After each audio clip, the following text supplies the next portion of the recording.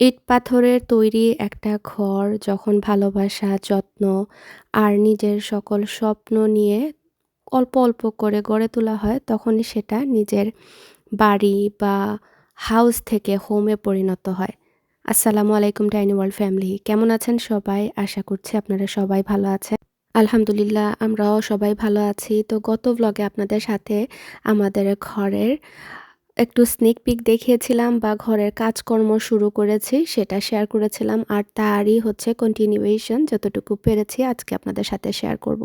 তো একদম ভোর রাত্রে কিন্তু আমাদের আর একটা লট কি বলে কাঁচামাল বা এগুলোকে কি বলে আল্লাহ, কনস্ট্রাকশনের জন্য যে মেটেরিয়ালগুলো থাকে সেগুলো এসেছিল। আদিয়ানের বাবা সেই সকালে গিয়েছিল, তারপরে সাইন করে নতুন বাসা থেকে মানে রাখতে হয়। ও যে কি পরিমাণ কষ্ট করেছে কল্পনার বাইরে। মানে আমি তো একরকমের কষ্ট করেছি, বাট ও সব ধরনের ফিজিক্যাল, মেন্টাল, মানে সব ধরনের লেবার দেয়া যেটাকে বলে ও করেছে। আমি তো শুধু ভয়ে ছিলাম আল্লাহ কখন না অসুস্থ হয়ে যায় এরকম দৌড়াদৌড়ি করে। কারণ একে তো ফুল টাইম জব, তার উপর বিজনেস, তো সব মিলিয়ে ঘরের এই সকল দৌড়াদৌড়ি আমরা মানে আল্লাহই জানে আমরা কিভাবে ওই দিনগুলো পার করেছি। এখন আমি যখন ব্লগ এডিট করতে বসেছি আসলেই মনে হচ্ছিল আদৌ কিভাবে আমরা সেটা করলাম বা এরকম পসিবল যে হচ্ছে, সেটার জন্য আসলে আলহামদুলিল্লাহ ফর এভরিথিং। আর এই তো এই ফায়ার প্লেসটা আপনাদের হয়তো মনে আছে কি না, যে এটা কিন্তু এরকম ছিল না। সো আমরাই প্ল্যান করে এটা উপরের দিকে বাড়িয়েছি, আর এটা বলতে গেলে আমারই আইডিয়া, পিন্টারেস্ট দেখে আর কি বের করেছি, যাতে করে এডিশনালি আর কি এটা ফোকাল পয়েন্ট হয় আমাদের ঘরের। আর এই ফায়ার প্লেসটা করানোতে এত মানে ডিফারেন্ট লাগছিল, পুরোটাই লুক চেঞ্জ হয়ে গিয়েছিল ওয়ালের। ইনশাল্লাহ পুরো বাসা যখন শেষ হবে তখন আমি বিফোর অ্যান্ড আফটার আমি চেষ্টা করব দেওয়ার জন্য। যদিও বা ওইভাবে আমার ফোনের মধ্যে মানে প্রপার ক্লিপ নাই যে এরকমটা করা উচিত ছিল। তবে আজকে আমার বান্ধবী আমার সকালবেলা বুদ্ধি দিয়েছে যে ওদের যখন লিস্টিংয়ে ছিল তখন তো ডেফিনেটলি পিকচার আছে, তুই ওই পিকচার থেকে কম্প্যারিজনটা দেখাতে পারবি। পরে আমি অবশ্য স্ক্রিনশট নিয়ে রেখেছি, ইনশাল্লাহ পরে শেয়ার করব। তো এখানে এই যে দেখতে পাচ্ছেন আমি রিসেস লাইট লাগিয়েছি, পুরো বাসায় আমি লাইটিং করিয়েছি নতুন করে। আর এই যে লাইটিংয়ের জন্য উপরে যে ছিদ্র ছিদ্র করে, কারণ যেহেতু উপরে রুফ নাই আলাদা, মানে উপরে যে স্পেস থাকে ক্রলিং স্পেস আমার বাসার, মানে এটার উপরে তো ডিরেক্ট বেডরুম, তো এই জন্য দেখা গেছে পুরো সিলিং কেটে কেটে লাইটগুলো লাগাতে হয়েছে। এই জন্য এডিশনাল আমাদের শুধু সিলিং ফিক্স করার জন্য আরও $2500 গিয়েছে। 2 রুমে অবশ্য, এই রুমে আর একটা কি বলে এটা লাইব্রেরি রুমে লাইটিং করেছি, জাস্ট এই 2 প্লাস্টার করানোর জন্য আর কি। মানে কি যে একটা অবস্থা, তো কিছু করার নাই। মানে এটা ছিল পুরা অ্যাডিশনাল কস্ট, কারণ আমরা এটা পুরা মানে কোনো এস্টিমেটের ভেতরে ছিল না, বিকজ ইলেকট্রিশিয়ান মেস আপ করেছে, এই জন্য কন্ট্রাক্টর আলাদা করে আর কি চার্জ করলো। তো যাই হোক, কিছু করার নেই, কাজকর্ম ধরালে এরকমই হয়। যেটা আসে সেটা করাতে হয়, মেনে নিয়ে জাস্ট আগে মুভ ফরওয়ার্ড করতে হয়। তো এই তো এদিকে হচ্ছে আমাদের আজকে ফ্লোরটাও লাগানো হচ্ছে, আর এই ওয়ালটা দেখতে পাচ্ছেন একদম প্লেন। সো এখানে হচ্ছে প্যানেলিং করাবো, আর ওয়ালের কালার কিন্তু আমি চেঞ্জ করিয়েছি, আপনারা এটা বুঝতে পারছেন কি না জানি না। তো এই যে এই রুমে রিসেস লাইট করেছি, আর এই যে উপরের দিকে দেখতে পাচ্ছেন ওয়াল একদম মানে পুরোটা স্ট্রিপ মানে কেটে ফেলেছে। এগুলো আসলেই অনেক সময় সাপেক্ষ, তো আমরা বেশ মানে ঘাটাঘাটি করেছি, কয়েকজন মিস্ত্রিকে জিজ্ঞেসও করেছি, সবাই সেম প্রাইস বলছিল যে প্লাস্টারিং পুরো ড্রাই ওয়াল করতে যতটুকু কষ্ট, এরকম ছোট ছোট ছিদ্র করা মানে একটা স্ট্রিপই নাকি ওদের অনেক বেশি এফোর্ট দিতে হয়, কারণ একবারে হয় না এগুলো। তো এই যে আমাদের ফাইনাল লুক ফায়ার প্লেসের মানে একদম ডান। এটাও একদম লাস্ট মিনিটে এসে আমরা অ্যাড করেছি। তো এই তো কিচেনও মাশাল্লাহ সুন্দর লাগছিল। তো এখনও বোঝা যাচ্ছে না, সব কিছু মুভ করলে দেন বোঝা যাবে। আসলে অনেকেই কমেন্ট করেছেন যে আমার আগের বাসা বেশি সুন্দর ছিল এই বাসা থেকে। তো আমিও সেটা এগ্রি করব, কারণ ওই বাসাটাকে আমি মনের মতো করে একদম সাজিয়ে গুছিয়ে নিয়েছিলাম। ইনশাল্লাহ আমার ড্রিম বা বিলিভ আমি করি যে ইনশাল্লাহ আমার এই বাসাটাকেও আমি আমার নিজের হাতে আগের বাসার মতোই সুন্দর করে তুলব। আসলে সুন্দর আর কি, নিজের মনের কাছে আপনি আপনার ভালোবাসা যত্ন দিয়ে আমি মনে করি যে এখানেই যাওয়া যায়, মনের মতো করে সাজিয়ে গুছিয়ে নিলে ওই বাসাটাই সুন্দর হয়। আর ঘর থেকে বড় জিনিস, আমি আমার বাচ্চাদের ফিউচারের কথা চিন্তা করে এখানে মুভ করেছি।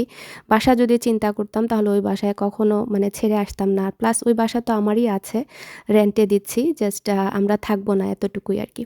তো এই যে প্যানেলিংয়ের কাজ শুরু হয়ে গিয়েছে, তো এখানেও একটু চেঞ্জেস এসেছে। আমি চাচ্ছিলাম 4 টা প্যানেল করাতে, পরে দেখা গেল যে না, টু মাচ হয়ে যায়, এজন্য 3 টা করিয়েছি। আর এই ওয়ালটাতেও দেখেছেন আগে বিস্কিট কালারের ছিল, তো আমি সেজ গ্রিন করে এখানেও প্যানেলিং করেছি। আর এই তো আমাদের বেসমেন্টের সিলিং করা ডান। আজকে লাইটিংও করা হচ্ছে। সো ইলেকট্রিশিয়ান আলাদা ছিল, মানে প্রত্যেকটা কাজের জন্য আমরা এক একটা মিস্ত্রি হায়ার করেছি।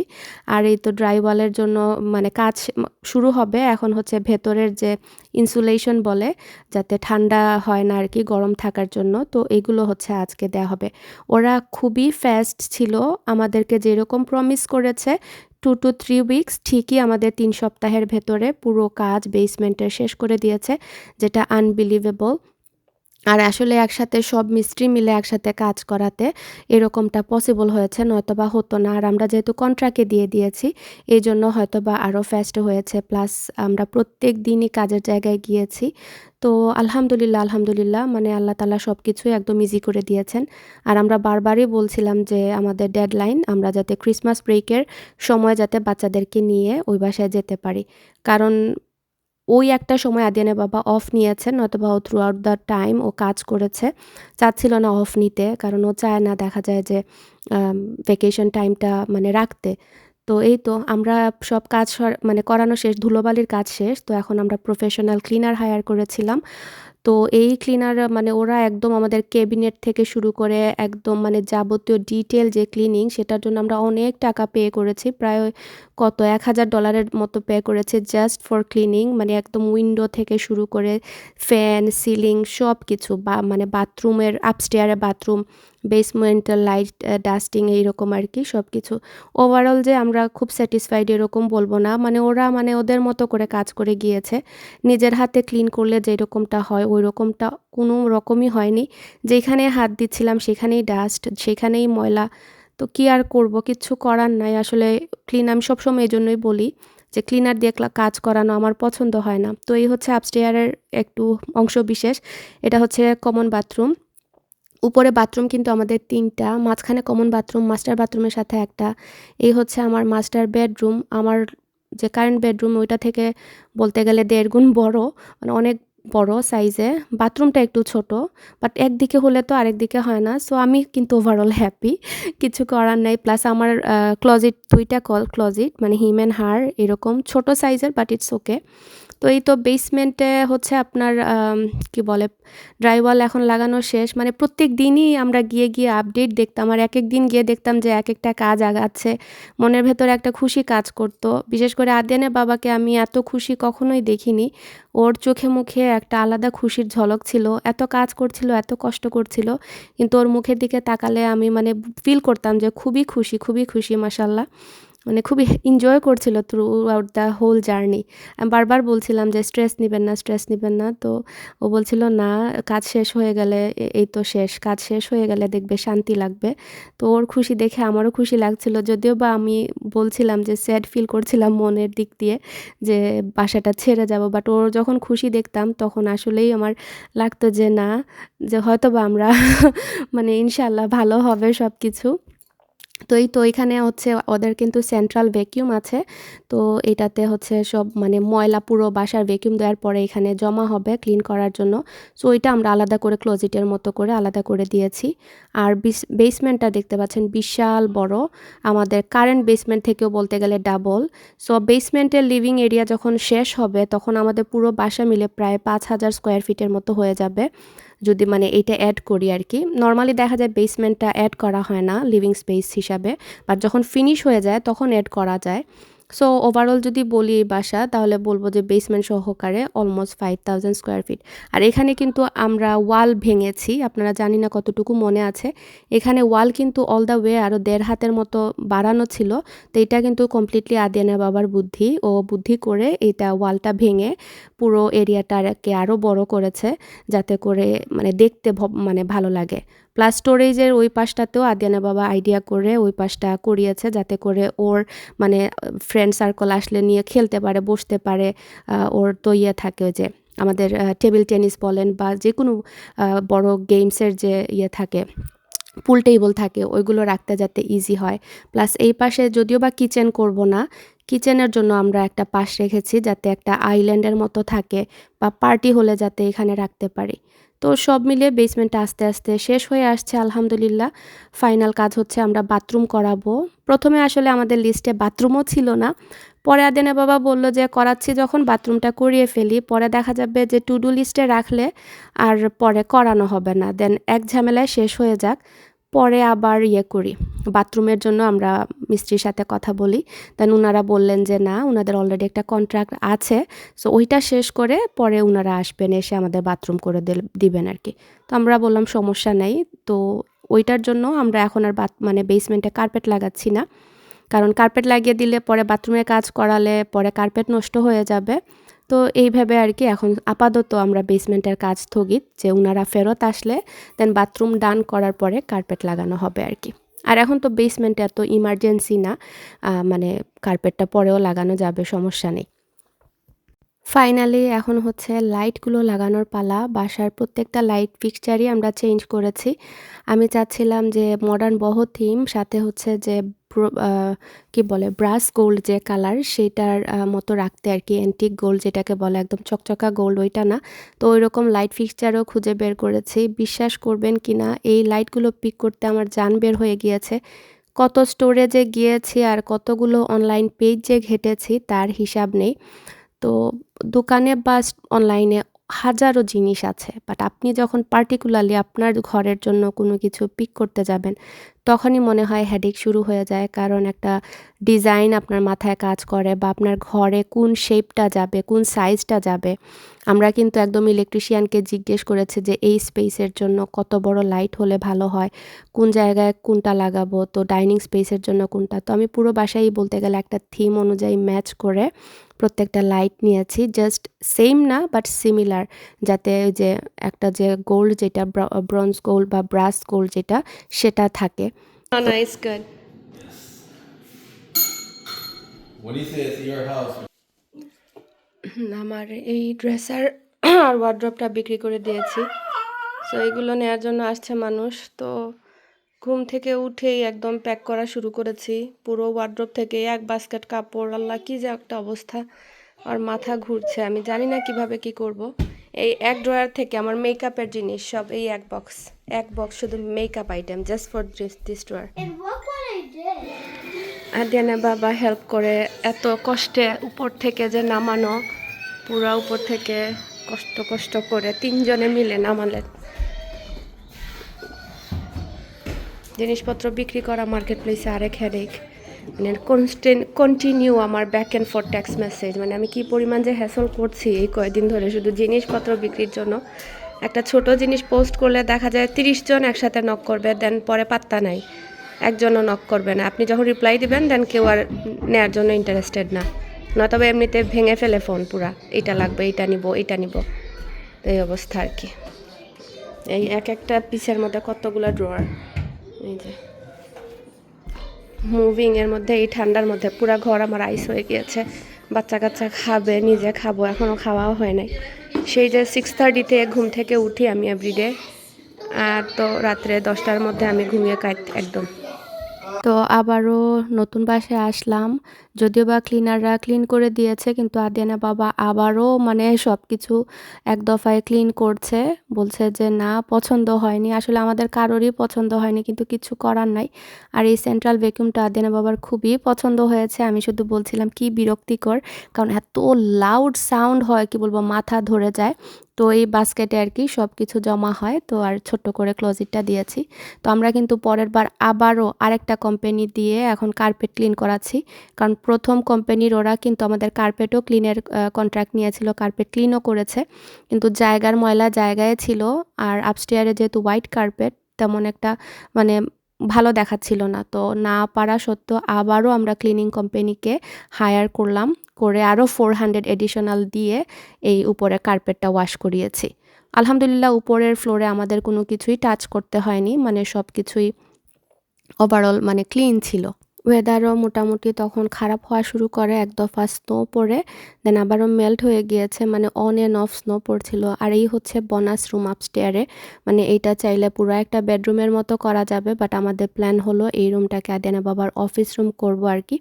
তো এই কোম্পানির কাজ আমাদের পছন্দ হয়েছে, তো ওরা স্টিম ক্লিনিং করেছে পুরাটা, যেভাবে মানে প্রথমে ওয়াশ করে দেন স্টিম ক্লিন করে সেই রকমটাই করে দিয়েছে। আর যে পাশে যে কর্নারে মানে ছিল যে কালো কালো দাগগুলো, সেগুলো মানে ভালো করে ক্লিন হয়ে গিয়েছে। আর এই কোম্পানি আমরা আমাদের আগের বাসায় একদম সেই শুরু থেকে আজ কত বছর ধরে ইউজ করছি, ওরা ভালোই সার্ভিস দিচ্ছে। তো সেম কোম্পানি আবার আনা হলো আর কি, বাট নতুন কোম্পানি ট্রাই করে, বাট ওরা অবশ্য শুধু কার্পেট ক্লিন করে, ঘর ক্লিন করে না, এই জন্য আর কি আমরা অন্য কোম্পানি ট্রাই করেছিলাম। সকাল থেকে 2বার ওই ঘরে গেলাম, বাসায় এসে এখন তাড়াহুড়া করে বাচ্চাদের জন্য একটা মোরগ পোলাও করছি। চিকেনটা আম্মা কেটে দিয়ে গিয়েছিলেন, তো রান্না করার আর সুযোগ হচ্ছে না। আজ 3 দিন হয়ে যাচ্ছে, আমি তেল আর লবণ মাখিয়ে রেখে দিয়েছিলাম, ভাগ্যিস আল্লাহর রহমতে নষ্ট হয়নি। তো বাসন কি বলবো, পুরো কিচেন জুড়ে বাসন। আজকে ফাইনালি আমি কাউন্টার টপ দেখতে পাচ্ছি, এই জায়গাটুকু পুরো বাসনে বাসনে ভর্তি ছিল। পুরো এই যে এক ডিশওয়াশার লোড করেছিলাম, এগুলো সব এই সিঙ্কে ছিল, মানে শুধু কালকে রাতের আর আজকে সকালের, মানে এই রকমের উপর যাচ্ছে। আর এই পাশে হচ্ছে সব হাঁড়ি পাতিল, কন্টিনিউ। বাচ্চাদেরকে তো খাওয়া দাওয়া এগুলো করানো লাগে, শুধু আল্লাহর কাছে বলছি, আল্লাহ আমাদের দুজনকে, আদিয়ানা বাবাকে, আমাকে সুস্থ রাখো, যাতে করে এত কাজ ট্যাকল দিতে পারি। মানে ননস্টপ কাজ করেই যাচ্ছি, আমার ভয় লাগছে কখন না কলাপস করি। এর মধ্যে আদিয়ানা বাবা হাতের মধ্যে ব্যথা পেয়েছেন। পুরো মানে একটা জিনিস ড্রেসারের উপরে বসানো ছিল, যে ডিফিউজারগুলো থাকে, তো জারটা স্টিক হয়ে গিয়েছে বটমে, খুলতেই পারছে না। পরে চিরুনি একটা মানে ওর আয়রন মানে বটম দিকটা হচ্ছে স্টিলের, তো এটা দিয়ে এরকম পোক করতে যে মানে কীরকম একটা টান দিয়েছে, তো এই দিক দিয়ে একদম বরাবর ঢুকে গিয়েছে, পুরা মাংস সহ উঠে এসেছে, রক্তে অবস্থা খুবই কাহিল। কী যে একটা অবস্থা। চিকেনটা হয়ে এসেছে, করা পায়া আর চালের রুটি দিয়ে ভাত খেতে বলছি, মানে দুপুরের খাবার খেতে বসেছি। আর আলহামদুলিল্লাহ আমার মোরগ পোলাও রেডি, অনেক সুন্দর ঘ্রাণ বের হচ্ছে। এখানে আদিয়ানা বাবার জন্য সাদা ভাত বসিয়েছি, ও আবার এগুলো বেশি একটা খায় না, সো রেগুলার ভাত তরকারি খাবে। ফ্রিজে রান্না করা আছে অনেক কিছুই, আলহামদুলিল্লাহ। খাবার দাবার খাওয়া, বাচ্চাদেরকে খাওয়ানো, এটাই হচ্ছে সব থেকে বড় কাজ। মনে হচ্ছে যে কি একটা অবস্থায় যে আমাদের ডাইনিং টেবিল, হঠাৎ বুদ্ধি আসলো যে ফোল্ডিং টেবিলটা বের করি, এতে করে বসতে পারবো। ঘরের অবস্থা খুবই কাহিল। এই যে এইদিকে বক্স, এইখানের যে টেবিলের ভেতরে ছিল এগুলো ফ্লোরে রাখা হয়েছে। আমার আদিয়ান আমাকে ভ্যাকিউম দিয়ে দিচ্ছে, মাশাআল্লাহ, থ্যাংক ইউ বাবা। এসেছি ওয়ালমার্টে, আমার আজরাককে প্রমিস করেছিলাম টয় কিনে দিব, আর মেন কারণ হচ্ছে স্কুল বন্ধ, বাচ্চারা বোর্ড হচ্ছে, সো টয় না থাকলে দেখা যায় ওরা পাগল হয়ে যায়, মানে অ্যাক্টিভিটিস টাইপের টয় আর কি। তো এই জন্যই আসা, ঠান্ডায় কেটে ফেলছে আমাদের একদম। বাচ্চা ওদেরকে বাসায় রেখে দেন ঝটপট বের হয়েছি, প্যাকিং তো চলছে ননস্টপ, রান্না বান্না খাওয়া দাওয়া, আলহামদুলিল্লাহ ফর এভরিথিং। ফ্রেশ গুয়াকামোলে অ্যাভোকাডো নিলে দেখা যায় নষ্ট হয়ে যায়, প্রায় সময় দেখা যায় এরকম এগুলো নিয়ে যায়, এগুলো হচ্ছে আপনার টোস্টে দিয়ে তারপরে এক দিয়ে খাওয়া যায়, ভালোই লাগে। যখনই দেখা যায় আমার অ্যাভোকাডোর ক্রেভিং হয়, একটা বের করে নিলে হয়ে যায়, দেখি এইটা নিয়ে যায়, এটা হচ্ছে অরিজিনাল গুয়াকামোলি, ছোট ছোট আছে, যাতে একটা ইউজ করলে আর কি শেষ হয়ে যাবে। তোমার বাজার করা শেষ, মানে শ্বাসে বলতে গেলে বাজার শেষ করেছি। এটা আজরাকের জন্য কিনেছি, হোপফুলি ওইটা পছন্দ করে, আর আমাদের মুভিংটা একটু ইজি হয়, 2টার জন্য কিনেছি যাতে খেলতে পারে। আরও টুকটাক আরও টয় কিনেছি, ওরা বিজি থাকলে মনে করেন কাজ করা যায় শান্তিতে। আমার এই নেইবারহুডটার জন্য আমার অনেক মায়া হয়ে গিয়েছে। তো ক্রিসমাসের সময় আসলে প্রত্যেকটা বাড়ি এরকম সুন্দর করে সাজাতো। আর আমি প্রত্যেক বছরই আপনাদের সাথে শেয়ার করতাম আর বলতাম যে বিয়ে বাড়ির মতো লাগে। আর আমাদের এই নেইবারহুডটা একটা অ্যাসোসিয়েশনের আন্ডারে ছিল, এই জন্য দেখা যেত ইয়ারলি যত ক্লিন আপ বলেন বা সাজসজ্জা বলেন, মানে আমাদের ফ্রন্টের কথা বলছি, যেমন সামার আসলে ফুল লাগানো, উইন্টার আসলে এরকম লাইটিং করা বা রাস্তা সবসময় স্নো ক্লিন করা, এগুলো খুব মানে নাইস করে ওরা করতো। আর আমি যে স্ট্রিটে ছিলাম ওই স্ট্রিটটা একদম মানে বলতে গেলে ইয়াং সবাই আমাদের এইজেরই, এই জন্য সবাই মোটামুটি লাইটিং করে। আমাদের নতুন যে নেইবারহুড এটা একটু ওল্ড, সো এত বেশি লাইটিং আমার চোখে পড়েনি। আর এই বেচারি হচ্ছে ওনার ক্রাফটের জিনিস নিয়ে বসেছেন। ওরা ঘুমাবো, এখন ঘুম কই গেছে আল্লাহ জানে। এই ঘর আমাদের লাস্ট মেমোরি। শুধু তাকাচ্ছি আর মনে হচ্ছে এই শেষ, এই শেষ। ইনশাল্লাহ নতুন ঘরে নতুন মেমোরি হবে। ফাইনালি দীর্ঘ 40-45 মিনিট পরে ফাইনালি এটা কাজ করছে, অনেক সুন্দর। আজরাকে তো এনজয় করছে। এটা নতুন বাসায় কিভাবে যে নিয়ে যাব, মানে আস্তে করে একদম ট্রাঙ্কে করে নিয়ে যেতে হবে, নয়তো বা একটা পার্স খুললে আবার লাগানো অনেক মুশকিল হয়ে যাবে। Azra, are you happy? Can I take it to school? স্কুলে? ইয়াল্লা, তো বড় এটা স্কুলে নিবা এখানে? Yes. না বাবা। It would be too heavy to carry. Now I take one. তো এই যে এখান থেকে, ওয়াও আজরা, কেরে ফান। আমার নিজেরই দেখতে মজা লাগছে। তো আজকের মতো এতটুকু। ইনশাআল্লাহ আগামী ভ্লগে আপনাদের সাথে আবারও দেখা হবে। আমি চাচ্ছি রমজানের আগে আমি ব্লগগুলো শেষ করতে। নতুন বাসায় আমাদের প্রথম রমজান, এটা অনেক স্পেশাল, তো এগুলো চাচ্ছি মেমোরি কালেক্ট করতে। সবাই ভালো থাকবেন, আসসালামু আলাইকুম।